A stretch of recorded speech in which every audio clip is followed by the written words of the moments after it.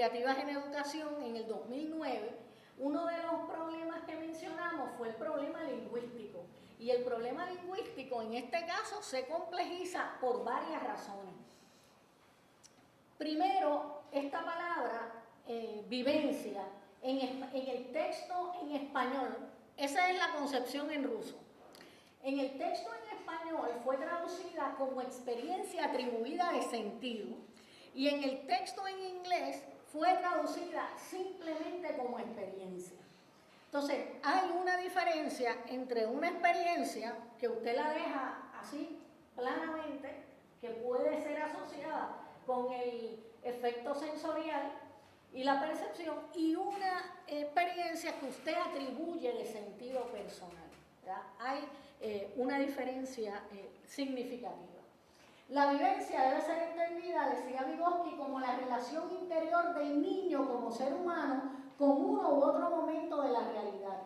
Toda vivencia es vivencia de algo. No hay vivencia sin motivo, como no hay acto consciente que no fuera acto de conciencia de algo.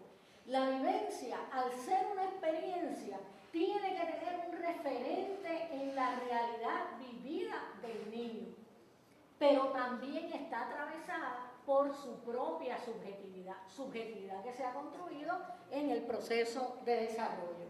Y ahí Vygotsky va a decir la verdadera unidad dinámica de la conciencia, la unidad plena que constituye la base de la conciencia es la vivencia. Y esto nos lleva al tercer momento de la obra de Vygotsky. ¿Se recuerdan que hace un rato les dije que había un primer momento que había estado en el arte, que había un segundo momento que había estado orientado a la actividad mediada semióticamente, y hay un momento final en los 2 últimos años de la vida de Vygotsky donde él empieza a trabajar el tema de los sistemas psicológicos y empieza a marcar con mucha fuerza el lugar de las emociones en la constitución de lo psíquico. Fíjense en la fuerza de esa última cita cuando le da a la vivencia la base en la constitución de la conciencia. Una experiencia emocional o vivencia, dice también, es una unidad donde por un lado, en un estado indivisible, el ambiente es representado en lo que está siendo experimentado. Una experiencia emocional siempre se relaciona a algo que está fuera de la persona.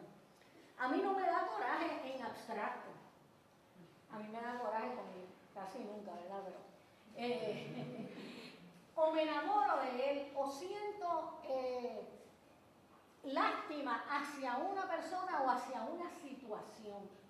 O sea, la emoción siempre va a tener un referente que está interno. O sea, a menos que usted sea totalmente narcisista y se enamore de sí mismo, ¿verdad? Cosa que podría ser la regla general es que usted se va a enamorar de otra persona. Así es que las emociones, sea coraje, sea amor, van a tener ciertamente un objeto, que en este caso es un sujeto, hacia quien va dirigida esa emoción. Y de otro lado está lo que está representado, es como yo mismo lo estoy experimentando. Cada uno de ustedes ama a su pareja, si la tiene, pero la ama de una forma distinta a como yo amo la mía. Porque cada uno tiene su propia construcción y sus propias maneras de expresar ese sentimiento. La experiencia emocional surge de cualquier situación o forma, cualquier aspecto de su ambiente. Determina qué clase de influencia esa situación o ese ambiente tendrá en el niño. Así es que no es el ambiente en sí mismo, es la experiencia emocional del ambiente la que va a definir el efecto de ello sobre el sistema psicológico. Por tanto, ninguno de los factores en sí mismo, tomados sin referencia al niño, determina cómo será influido el futuro de su desarrollo, sino los mismos factores refractados a través del prisma de la experiencia emocional del niño. Y los que hayan trabajado aquí en psicología infantil y los que hayan hecho trabajo psicoeducativo a través de escuelas, saben que muchas veces El padre llega con el niño, principalmente si se trata de niños pequeños, y desafortunadamente hay gente que todo lo que recibe es lo que dice el padre o la madre. Le pregunta muy poco al niño, a veces porque piensa que el niño no puede expresarlo. Bien, pues bueno, hay que buscar entonces la manera de que se exprese, sea por el dibujo, sea por el baile, sea por alguna otra forma de comunicación que no sea la verbal, si el trauma es tan grande que lo verbal está lastimado. Lo más esencial es renunciar a los índices absolutos del medio. El niño es parte de su situación social. Su relación con el entorno y la relación de éste con él se realiza a través de la vivencia y la actividad propia del niño. Esta circunstancia impone un profundo análisis interno de las vivencias del niño. Podemos decir lo mismo del adulto. Es decir, el estudio del medio que se traslada en significante medida al interior del propio niño y no se reduce al estudio de sus condiciones externas u objetivas de vida. Y aquí ya en pensamiento y lenguaje, la contundencia, y este sí es el texto ya final, este es el último texto que escribe Vygotsky, el último capítulo de pensamiento y lenguaje, aquí ya no debe quedar duda de cuál es el lugar de las emociones en el enfoque histórico-cultural. El sentido de la palabra es la suma de todos los sucesos psicológicos evocados en nuestra conciencia gracias a la palabra. Por consiguiente, el sentido de la palabra es siempre una formación dinámica, variable y compleja, que tiene varias zonas de estabilidad diferentes. El significado es solo una de las zonas de sentido, la más estable, coherente y precisa.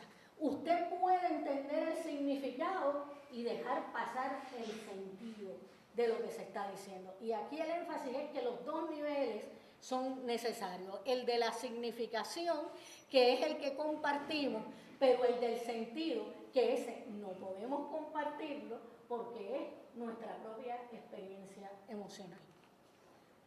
La palabra adquiere su sentido en su contexto, como es sabido. Cambia de sentido en contextos diferentes. Por el contrario, el significado permanece invariable y estable en todos los cambios de sentido de la palabra en distintos contextos. La palabra en su singularidad tiene un solo significado, pero ese significado no es más que una potencia que se realiza en el lenguaje vivo y en el cual este significado es solo una piedra en el edificio del sentido.